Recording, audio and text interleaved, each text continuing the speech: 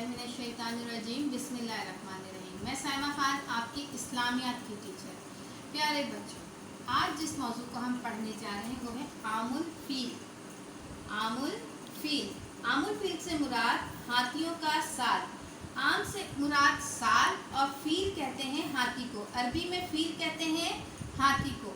तो आइए सबसे पहले हम इस सबक की बुलंदख्वानी करते हैं और फिर उसके बाद हम इस सबक की वजाहत भी करेंगे। ठीक है? हाँ, तो बच्चों, सवाल ये है कि आमुल फील क्या है।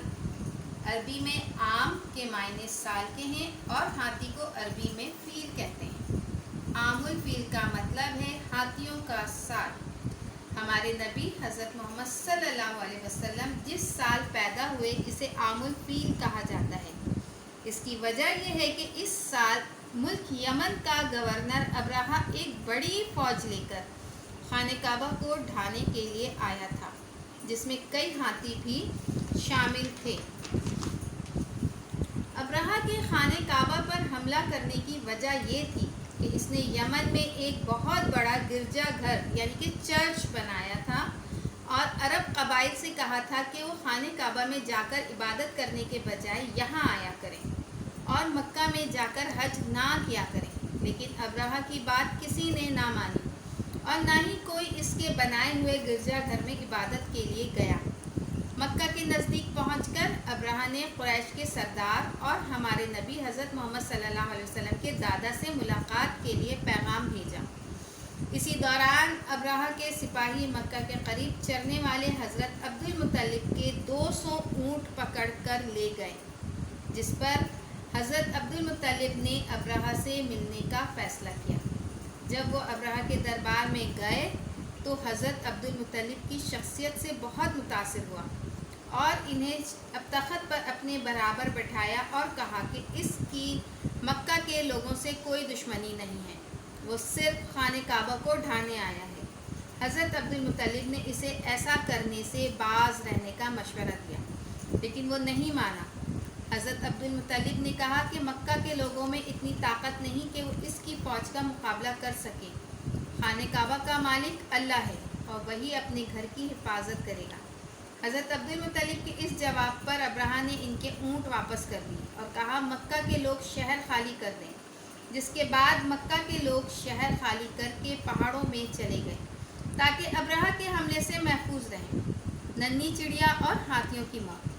खुदा की कुदरत देखिए कि जब हाथी खाने काबा को ढाने के लिए इसकी तरफ बढ़े तो अल्लाह ताला ने हज़ारों अबाबीलें छोटी छोटी चिड़िया भेज दी। हर अबाबील की चोंच में छोटा सा पत्थर था। इसी तरह हज़ारों अबाबील ने एक साथ ये छोटे छोटे पत्थर बरसाए, जिससे अब्राहा की फ़ौज तबाह हो गई। बहुत से सिपाही मारे गए। खुद अब्राहा भी कंकरियाँ लगने से बुरी तरह ज़ख्मी हुआ। फिर फ़ौज में वबाई बीमारियां फैल गईं। अब्राहा अपने बचे कुचे ज़ख्मी और बीमार फ़ौजियों के साथ यमन वापस भाग गया और वहां पहुंचकर मर गया। प्यारे बच्चों, आपने इस सबक से क्या समझा? सबसे पहले मैं इस मौजू को थोड़ा सा वजाहत कर दूं। हाथियों के साल से मुराद ये है कि जब अब्राहा यमन का गवर्नर खाने काबा पे हमला करने आया था तो वो अपने साथ हाथियों की फौज लाया था और उसको बहुत गुरूर था अपनी ताकत पे, अपनी घमंड पे। वो चाहता था कि जो इबादत गाह उसने बनाई है तमाम दुनिया के लोग जाके उसकी इबादत गाह में इबादत करें, ना कि खाने काबा में। खाने काबा हज़रत आदम अलैहिस्सलाम के दौर से इबादत का मरकज़ है और तमाम दुनिया के लोग उस वक्त से खाने काबा की इबादत कर रहे हैं। तो अब्राहा ने जब ये बात सुनी तो उसने कहा कि ऐसी कौन सी जगह हो सकती है जो मेरे बनाए हुए इबादत गाह से भी ज़्यादा बड़ी है, और अगर ऐसी कोई चीज़ है जिसको जो लोग मेरी इबादत गाह को छोड़ के उस जगह जा रहे हैं तो मैं उस जगह को तबाह कर दूँगा। लेकिन खाने काबा की हिफाजत का ज़िम्मा अल्लाह के पास है। अल्लाह ने खुद उसकी हिफाजत का ज़िम्मा लिया है। उसको कोई भी इंसान उसमें बीच में नहीं आ सकता। किसी इंसानी मखलूक का मामला नहीं है। खाने काबा अल्लाह का घर है। जब अब्राहा वहाँ गया तो वहाँ हाथियों की फ़ौज जब गई तो उसके कुछ अब्राहा के सिपाहियों ने हज़रत हुज़ूर सल्लल्लाहु अलैहि वसल्लम के दादा हज़रत अब्दुल मुत्तलिब की ऊँट اونٹ چرا لیے. تو وہ جب حضرت عبدالمطلب اپنے اونٹ لینے گئے تو اس وقت ابرہہ نے کہا کہ میں خانہ کعبہ ڈھا دوں گا, اس کو تباہ کر دوں گا, اور جو ہے وہ تمام مکے کے والوں سے کہو کہ مکہ خالی کر کے چلے جائیں, کیونکہ میں ان کو نہیں مارنا چاہتا.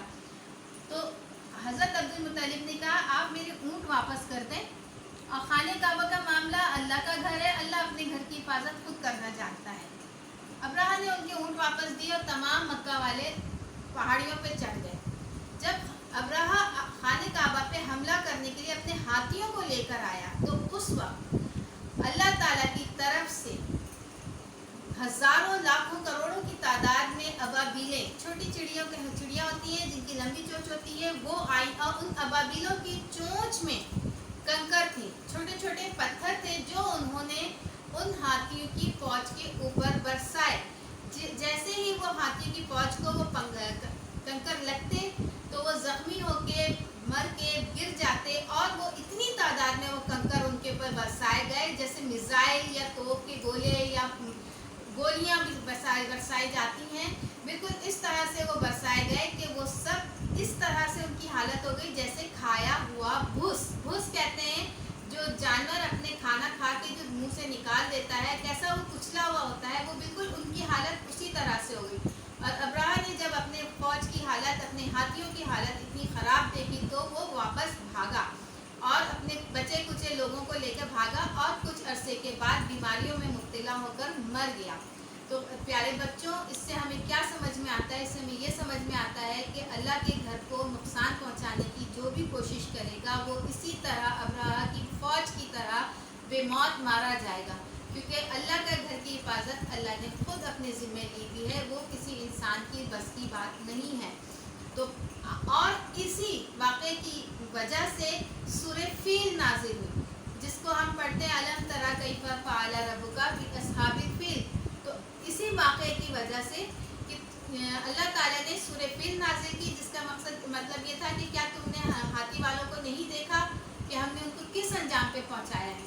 تو آپ کا ہوم ورک یہ ہے کہ آپ نے سورہ فیل بما ترجمہ یاد کرنا ہے, اور پھر اس کے بعد اس سبق کو پڑھ کے اس سورہ فیل کی ترجمے کو سمجھنا ہے.